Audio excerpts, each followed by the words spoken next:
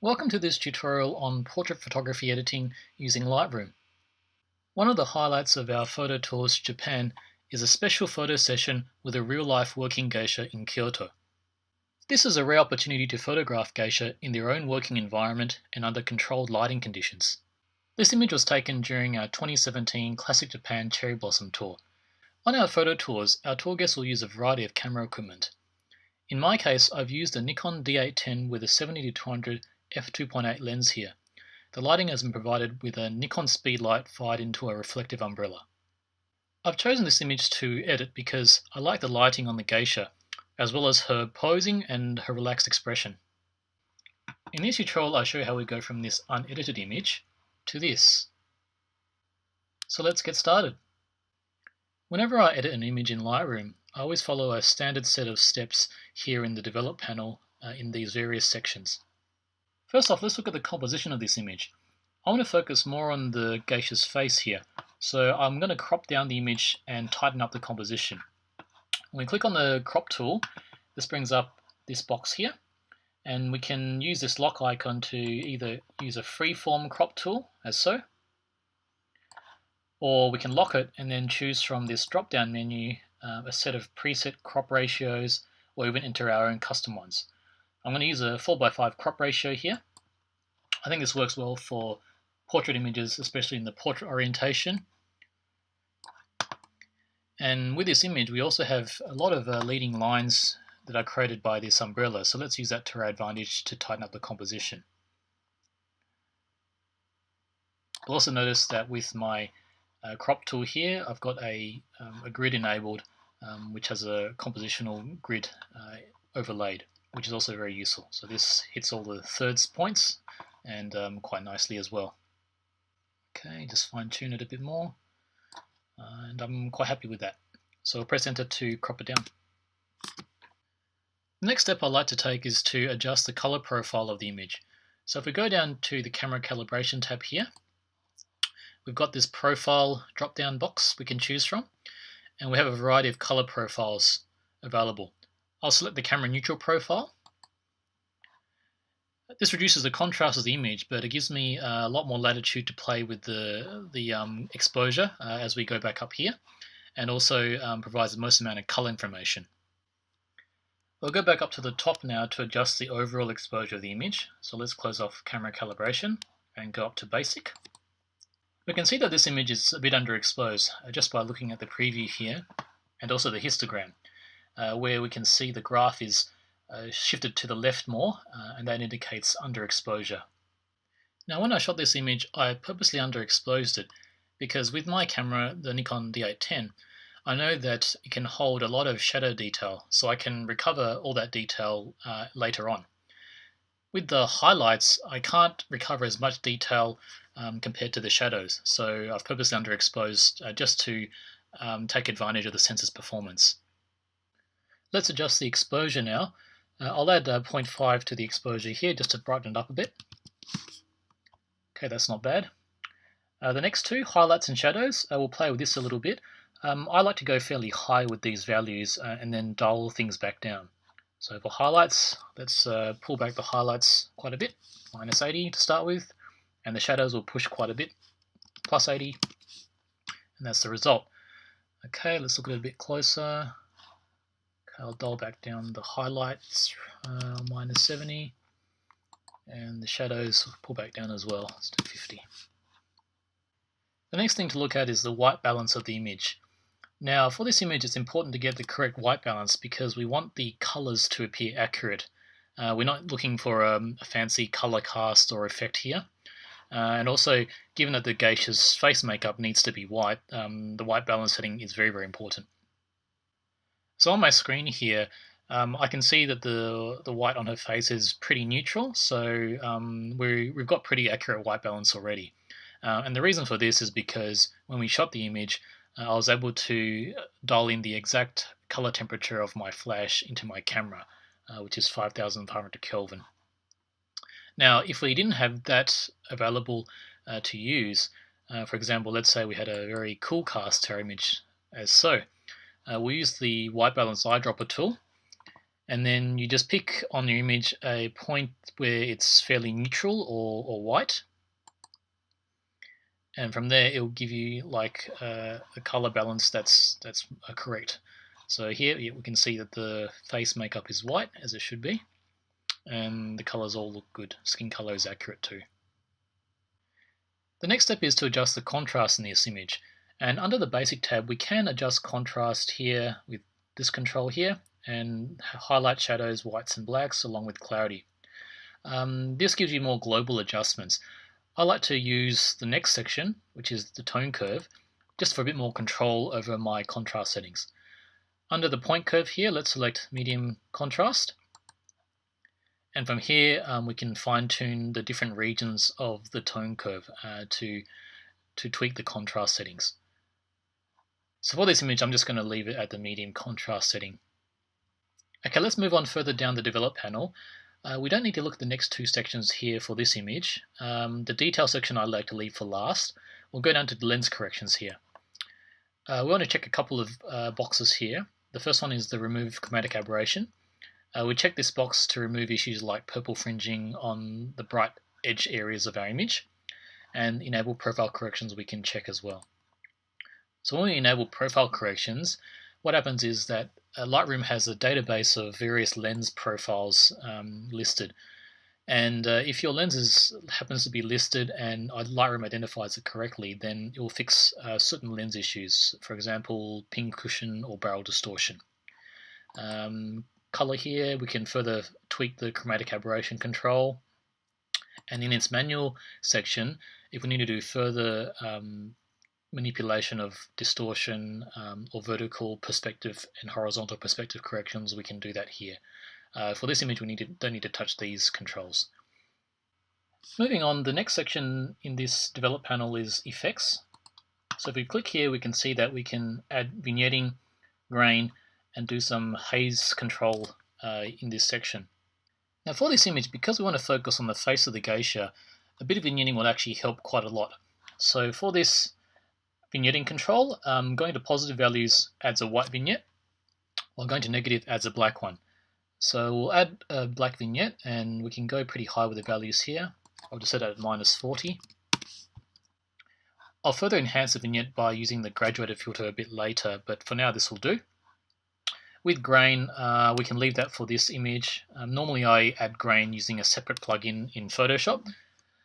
With the haze, this control is useful for landscape images where you might see haze in the background, and adjusting this will help reduce the effects of that or enhance it. So right now with the editing we've done so far, the image is looking pretty good. And now it's just a matter of fine-tuning the editing a bit more with several of the tools up here, and adjusting a few more of the controls again, just to fine-tune the image. So the first of the fine-tuning adjustments that I'll do is to further enhance the vignette in this image. I want to reduce the brightness in this corner here and also this corner. And we'll do that by using the graduated filter brush. Let's close off the effects tab here. Now we'll go up here, select this tool, graduated filter brush. In this section we've got various settings that we can adjust. We want to adjust the exposure here, so we'll make it -1 to start with. And we'll bring down the whites as well, which will affect the mid-tones. So let's try -30 to begin with. To use this tool, we just click and drag.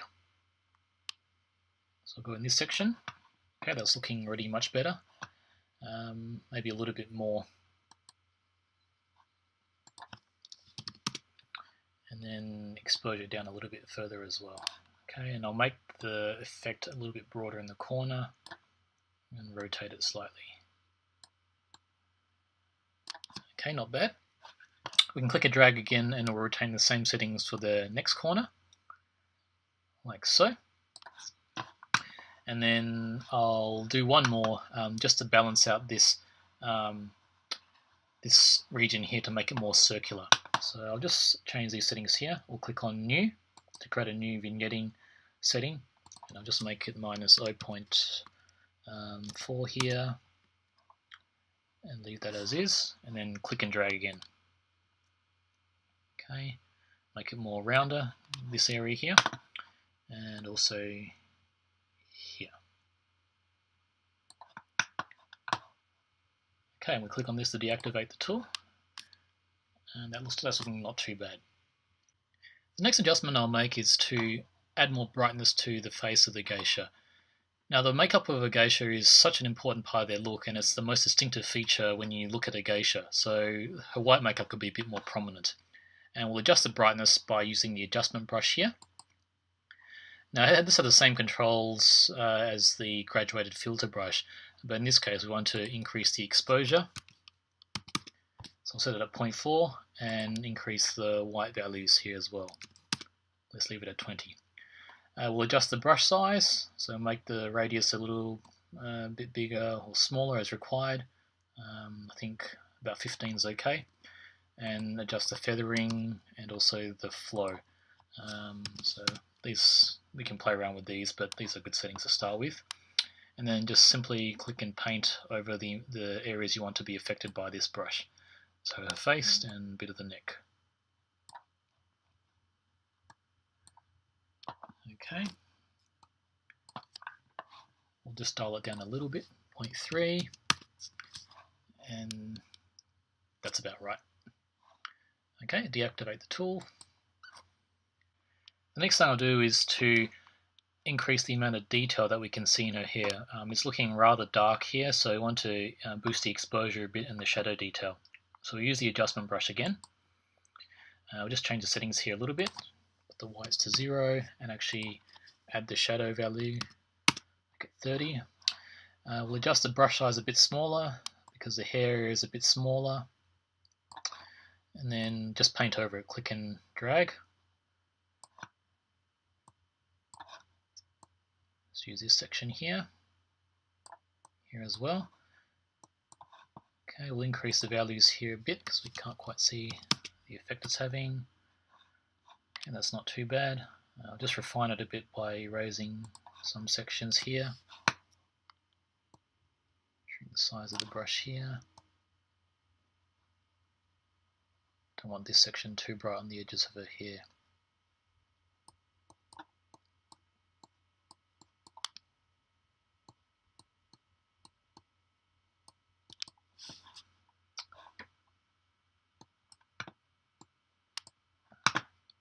That's looking okay. Okay, we'll stay in the adjustment brush tool for the next adjustment. So all we have to do here is create a new brush and click on new and create a couple of new settings. What I'm going to do is enhance the eyes here by just adding a little bit of brightness to it. This is often done by portrait photographers to give a little bit more life to the eyes here.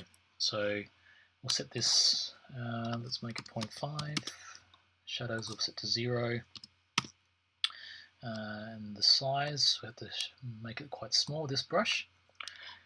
Press Z to zoom into the image, and then we can paint into the eyes a little bit more precisely. So we just want to target the whites of the eyes here, on this side. Okay, just brighten a little bit more. Okay, maybe 0.7 is enough. Again, I'll just erase the sections I wasn't meant to paint on. Okay.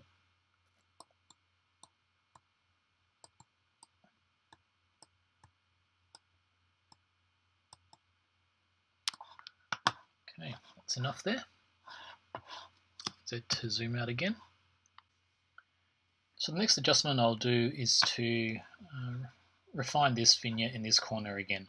I think the shadow on this umbrella is a little bit too much, so what I'll do is adjust the existing vignette.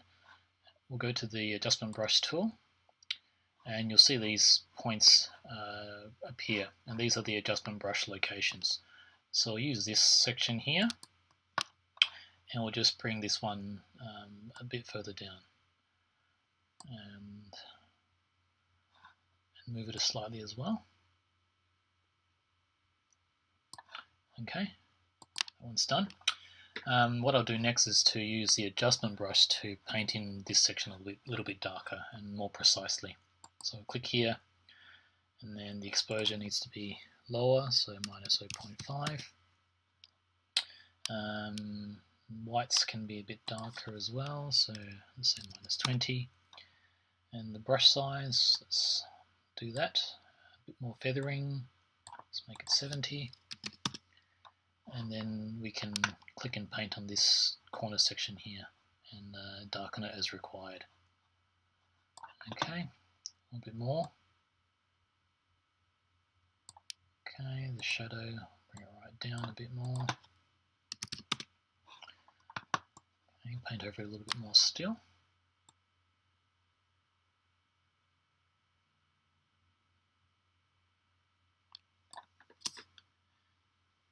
Okay, that's not too bad there.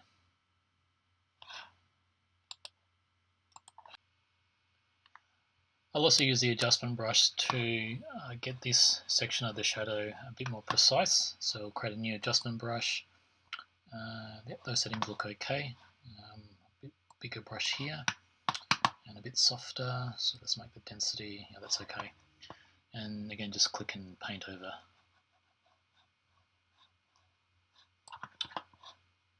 Okay, we'll just decrease the exposure slightly, that's okay. And then I just want to make it a little bit rounder, so we'll just erase this little section here. Let's increase the flow a little bit, less feathering. Just raise that slightly. See a little bit of effect there. It's very subtle, but that's all we need.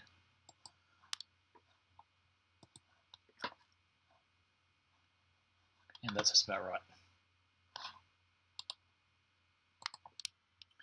Okay, so we'll just do one more vignetting adjustment here, and it's on the left-hand side. So we'll create a new brush here.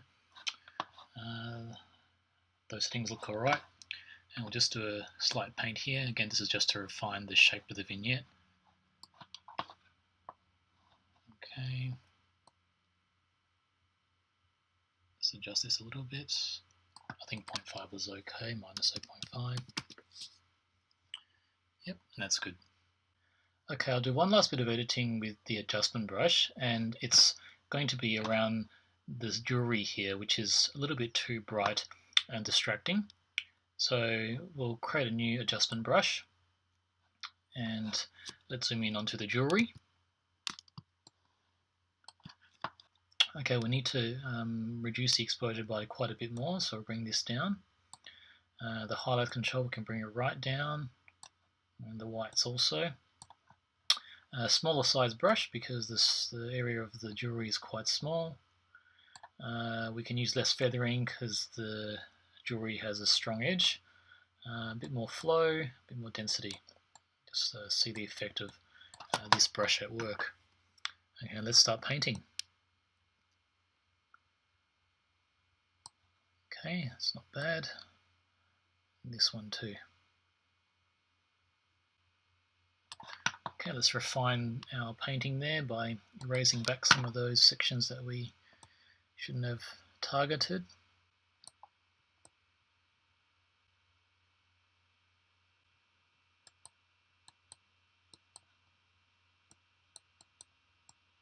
And that's just about right. I'll zoom out. And our editing with the adjustment brush is done. So click that, close it off. Okay, we only have a couple more steps left to go. So we'll go to the Detail tab next, and in this section, this controls the sharpening and the noise reduction in the image. I like to zoom in first so we can see the effect of the sharpening and noise reduction a bit easier. So for the sharpening, let's put this to 80.